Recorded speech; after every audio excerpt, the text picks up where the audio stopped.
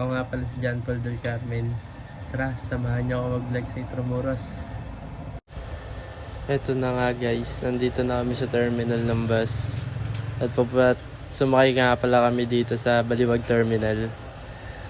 Nandito na nga pala kami sa NLEX guys. Ito na, bumaba kami sa terminal ng Terminal Baliwag Transit sa Grace Park.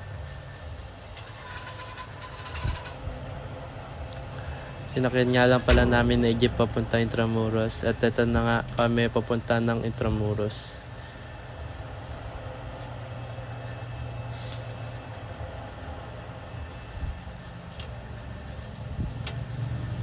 Dito nga pala sa Intramuros ay madami tayong mapupuntahan ditong mga iba't ibang pasyalan.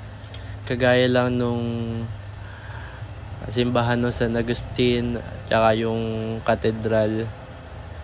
At iba pa. Ito na nga, nandito na kami, papasok sa Intramuros. At dito ay una namin pupuntahan sana yung simbahan ng San Agustin.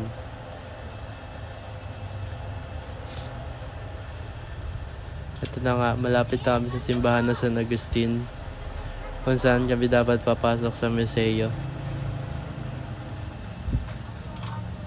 Ito nga pala itsura ng simbahan ng San Agustin.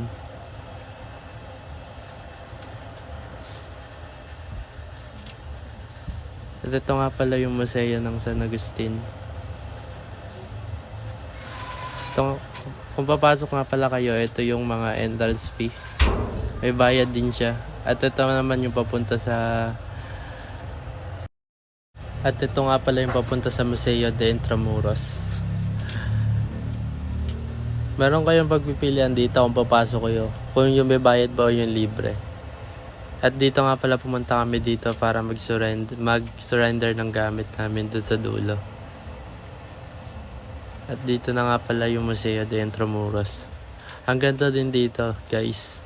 Sulit na sulit yung punta nyo dito. Ang dami din mga dito kasaysayan na gamit or mga makasaysayang mga nangyari.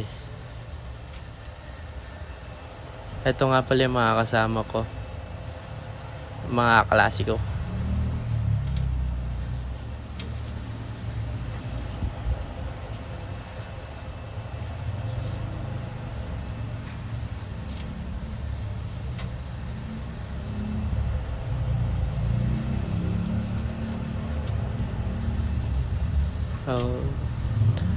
At ito nga pala ang Women of Virtue, kung saan ay mga kababaihan na inukit sa kahoy.